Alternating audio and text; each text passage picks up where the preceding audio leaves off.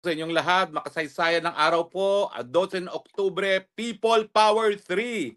Papalayasin na po natin lahat ng korap sa DPWH, sa Malacanang, sa Kongreso, sa Senado. Galit na po ang taong bayan at pinararamdam na ngayon ang galit ng taong bayan. Sa Luneta, sa EDSA, sa Gate 4 ng Aguinaldo, lahat po ang mga Pilipino, lumabas na po kayo. Pinaglalaban na po natin ang ating kinabukasan. Wala na po mangyayari sa Pilipinas kung patuloy ang sistema ng korupsyon sa pamumuno ni Marcos Jr., ni Tambaluslos at ng mga congressman at senatong na mga walang silbi kung hindi magnakaw na magnakaw.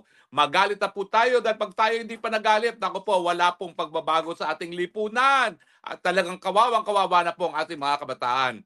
Yung mga nandyan na po sa rally sa Luneta, yung mga nandyan sa rally sa Menjola, nako, maraming salamat po sa iyong kabayanihan, ha? Manindigan po tayo, paglaban natin ng karapatan. Tama na po, sobra na po. Labas na po tayo sa lansangan. Tama na po yung ating pa-video-video, pa-Facebook. Kinakailangan po, nandun na tayo sa lansangan at ipakita natin ang sama-sama nating lakas at disgusto sa mga kurakot sa lipunan. Kinakailangan isuka na po yung sistema ng korupsyon dahil wala po mangyayari sa ating mga kababayan kung talagang lahat ng pondo ng bayan linalamo ng mga buwaya.